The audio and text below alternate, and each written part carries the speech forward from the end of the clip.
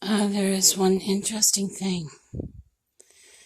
Uh, Red Roof Inns were abandoned and closed down in 2015 when my husband passed away from cancer. Uh, Now the thing is, the Red Roof Inns that were closed down, they were closed down for a couple of years.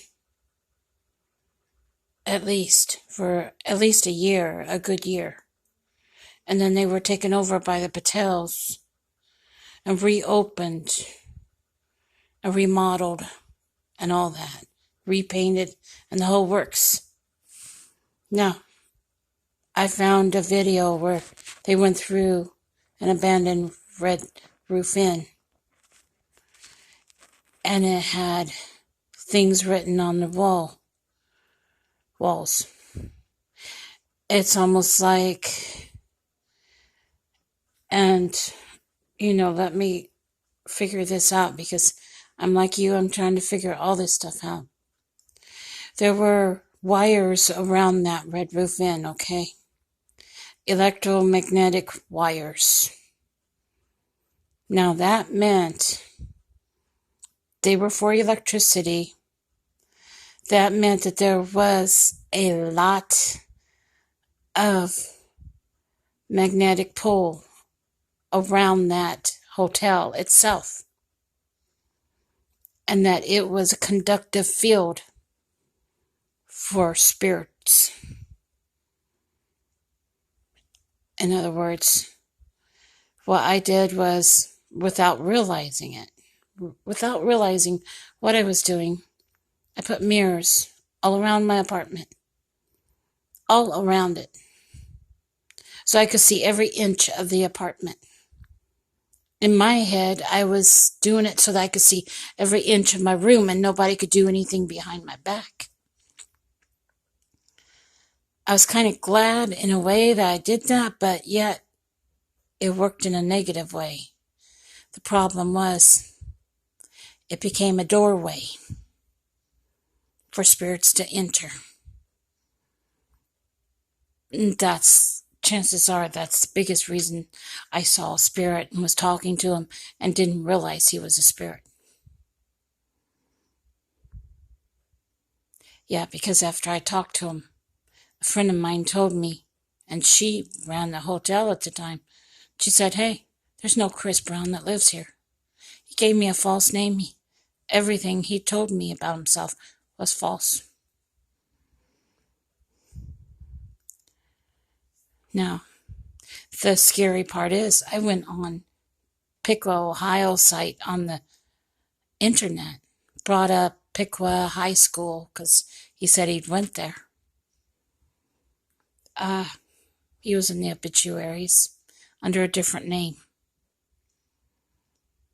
Now that made it even weirder, made it even harder to understand why that would happen. Well, thing was, I figured out. His friend was from the UK. He had UK on the back of his truck. Well, guess what? UK are the ones conducting experiments with chimps. Yeah, they're the ones making the super soldier army, half chimp, half human. They bring these humans back from the dead and give them chimp DNA. I'm serious. I'm not kidding on this. As crazy as it sounds, it's true.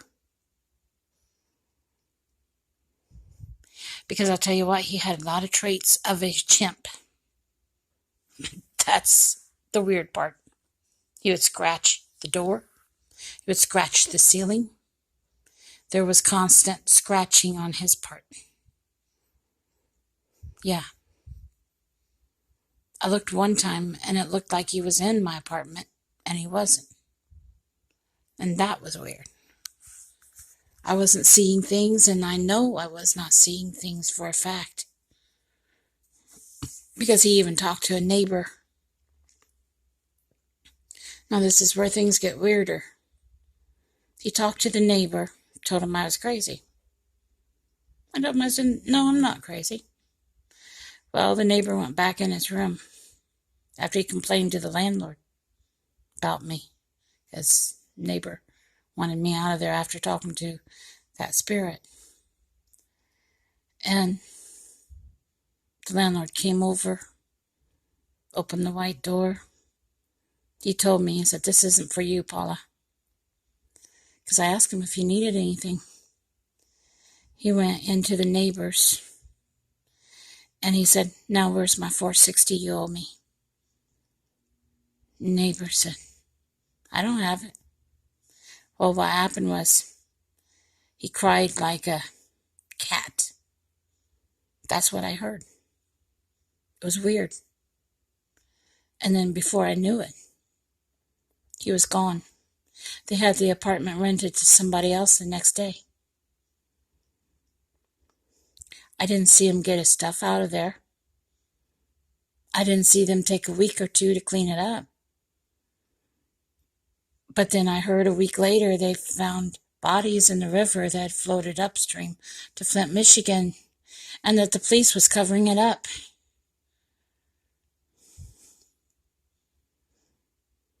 I thought, okay, well then, to top things off, a girl that used to work for the office, she kind of let it slip. She told me, she said, well, the landlord went to such and such. He came back. He went to South India. When he came back, he was never the same after that. He was like a different person. Different person, in other words. A person only becomes a different person when a spirit enters them. Chances are a spirit entered him in India, such as a Nephilim. Yeah, that's what I'm thinking. I didn't say nothing. I kept quiet. And you know what? That girl that lived next door to me, she disappeared. She left in one day. Her apartment was tied off. He had told her to go and not come back. I don't know what happened to her either. There were a lot of questions, and I didn't like it. Too many questions about what really was going on there. When that apartment had been empty for that long, I have an idea spirits had moved in before people. That's why I'm saying my apartment was haunted. There's no doubt. But then I think these kids were sent from New York to try to kill me. And that part I'm not making up, because there was a group in New York that wanted me dead. And I wouldn't put anything past them. And that's how bad they are. Well, not much else I can do. I'm not connected with that group in any way, shape, or form. That's just what I know. Well, not much else I can really say or go into. But it still is a puzzle. Very big puzzle. But I really think I'm right about a lot of things. And I'll tell you what, I put a mirror up to another mirror, and I got 14 mirrors, 14 lamps, 14 everything. It was a portal. And all the mirrors in my apartment were a portal. I ended up having to move because it was a hot spot for paranormal activity. That's all I can say. But I was gang stalked and almost killed with radiation. On the other hand, that's the reality part. Sometimes reality sucks, but you can do nothing about it. Now take care, and God bless all of you. Bye now.